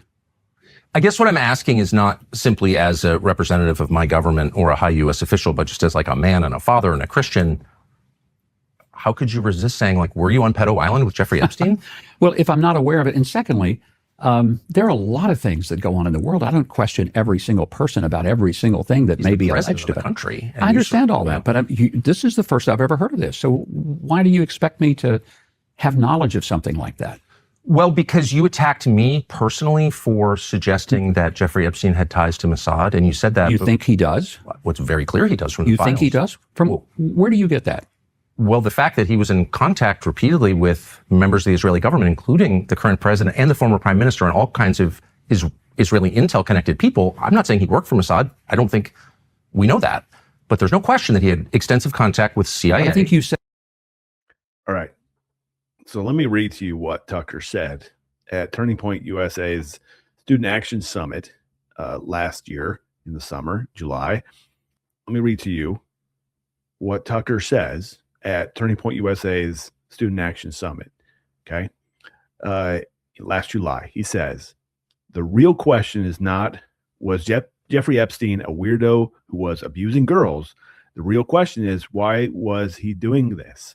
On whose behalf? And on who did it? Who did it make money? Who did the money come from? I think the real answer is Jeffrey Epstein was working on behalf of intel services, probably not American. Now, you are supposed to deduce from that it was Mossad, okay? Because he brings it up earlier in his talk, okay? So that is, it's like, it couldn't be that Jeffrey Epstein was just a disgusting guy abusing girls. Like, there was some ulterior motive. There was deeper motives. He was a Mossad agent. He was like entrapping politicians so that they could like subvert them or whatever. That I swear that like the conspiracy line of thinking here is quite outrageous. And for Tucker to get all upset because he was, he's been attacked for calling Epstein a Mossad agent is not outrageous, because he did. And so because he had dealings with the Israeli government. So every dealings that anybody has with the Israeli government of any kind, therefore makes him what, a Mossad agent or a CIA agent? I am neither. So for the record, I'm neither a Mossad agent or a CIA agent. Of course, that's what a Mossad agent and a CIA agent would say. But like, I have lots of relationships in Israel with lots of people. I've had the opportunity to meet Bibi Netanyahu 4 times last year. Does that make me a Mossad agent? Or just makes me someone who thinks it's cool that I can meet a prime minister? I like to meet other prime ministers too. So I'm happy to meet with whoever. I've met with JD Vance. I've met with lots of leaders. Speaker Johnson. Luke must be, he must have ulterior motives for everything he does. He can't be just like a normal guy who finds, who likes what he does for a living to support Israel and Jews, and that's cool because the Bible says so. No, it's like some nefarious thing. That's essentially what Tucker's getting at. Like, this was all. It wasn't that Epstein was a total nasty pervert. It was that he was a guy with an agenda, and the nasty pervert part was the cover. That's what you're supposed to think. At a turning point event, everybody knows Jeffrey Epstein. I said everyone thinks, and it turns out everyone was right, that he did have. I'm not sure everyone was right or everyone thinks.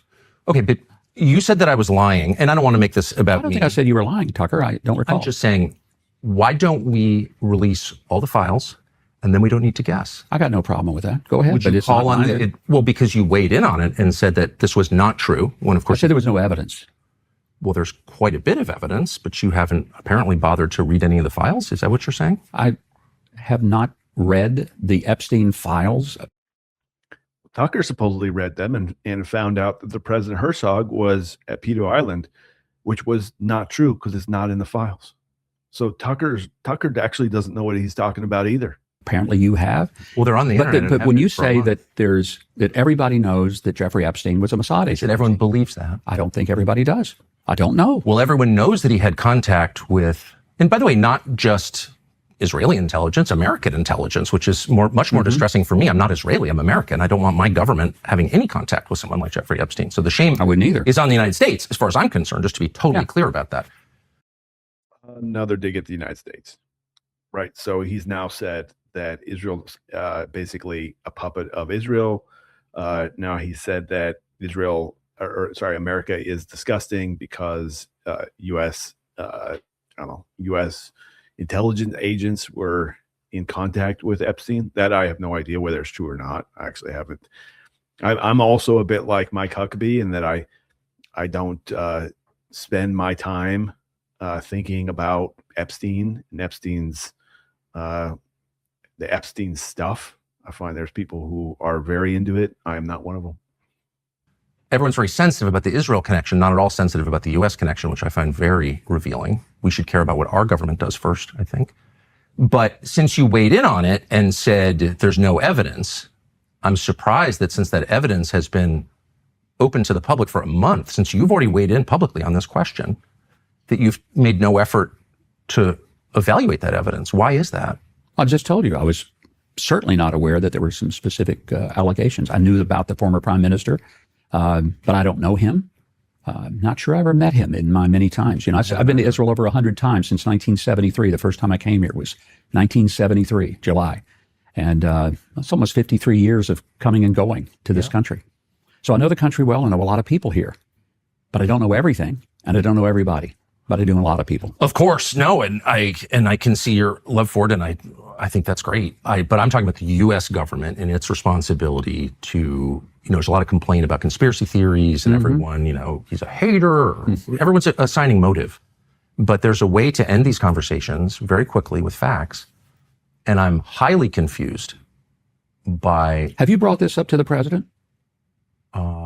No, I don't work for him. I've said this many times. I know you don't work for him, but you go to the White House and you see people there. You and J.D. Vance are very good friends. So have you brought this up to them? Because I have brought this up in public many times. It's not on my portfolio, but apparently it's very strongly on your mind. And I'm child just thinking you should molestation deal is a with it. significant concern for me. Well, it should be for everybody.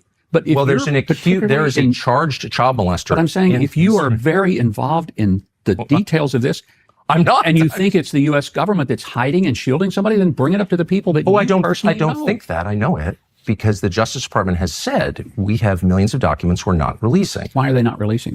I'm asking you as a U.S. government official. Well, but what the answer? A government official at the embassy in Jerusalem that has not one thing to do with the Justice Department and what they're investigating on any given day, again, unless it involves. And I don't want to argue or talk in circles, but you were the one who brought it up and said it's absolutely not true. I was only responding to what I heard you say. Okay, but now that you know there's evidence and we can... What is the evidence? There isn't evidence that Epstein was a Mossad agent. There isn't. There's evidence that he met with Israelis. He met with the prime minister. He had business dealings with the former prime minister, not the current one. Ehud Barak is the one that he met with and had time with. Ehud Barak is not a friend of Israel anyways. Like he's the one that in the deal with Clinton, Clinton's attempted two-state solution deal offered the entire just about all of the West Bank, 98% of the Green Line. They were going to make Jerusalem a shared city. They were going to, all the things that the Palestinians have been wanting, Ehud Barak was going to offer. He was like, he's a regular lefty Israeli kind of guy. And certainly like Bibi had no engagement with him. Maybe he met with other Israeli officials. That's not abnormal. Israel's not a huge country. There's not a ton of them. And to think that there is like this deep well of evidence, it's just not true. And the fact that it was mind you, it was Tucker who brought up Epstein. It wasn't the other way around. As soon as he went down the Epstein road, he brought up he repeats 3 times at this point that President Herzog met with Epstein, which is actually not true, which is actually not in the files. So Tucker himself has not read the files because he can't. There's like no one has time to read 3.5 million, and you can't even know if they're real because of AI. So what are we dealing with here? We're dealing with another like drip, drip, drip. Israel can't be trusted. Israel's not in our interest. Israel is against America, and America sucks too. By the way, just aside, America sucks too. That's his point. Settle this debate. You haven't looked at the evidence, and you're not pushing for the release of the total corpus of evidence. And I'm confused because I want to believe that your goal is to get to the truth, and the fastest way to do that is by releasing the evidence. Don't you think? You suggest that I can release the evidence? I'm suggesting you could call for it right now. Well, fine, call for it. Let's have it all open. I thought it was being all opened up for everything I know. Once it's open, I hope you'll read it because it's really interesting, and then it puts to rest a lot of the debate, and it ends the name calling because we can say, here it is right there. And we don't have to call people names. We can just assess the documents. Let me ask you. Could you bring it up? I hope you will bring it up to people at the White House. I'm bringing it up right now. I'm bringing it up now. And I'm asking, I just want to say this one last time, as the U.S. ambassador to Israel, I hope that you will make a formal request to the Israeli government to send every accused sex offender in this country back to the United States to face justice. And I don't understand why that hasn't been done. I'm confused. Well, we'll try to clear up all the confusion that we have. Well, if someone's been accused of trying to molest a child, I think it's... Then certainly, and I'll check with the Justice Department because it is a DOJ issue and it would be handled through DOJ, the U.S., to the court systems in Israel. That's how it would be handled. But the first step is the Israeli government saying, yes, we will allow you to extradite this person back. The person is being shielded by the government. That's why the person's here. That's why he fled here, so he wouldn't have to stand trial for trying to molest a child. I want to get to the... All right. I'm gonna end this first part here because it shifts now to Christian Zionism.